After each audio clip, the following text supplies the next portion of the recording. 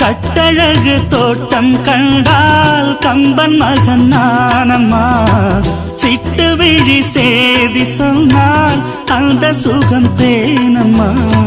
பட்டம் விட்டு வாழும் வாழ்க்கை இன்று வந்து கூடுமோ? சட்டதிட்டம் ஏதும் இல்லா பிள்ளை குணம் ஆகுமோ? ஊர்கோலம் போகும் கார்கால மேகம் பூக்கோலம் நாளுந்தான்.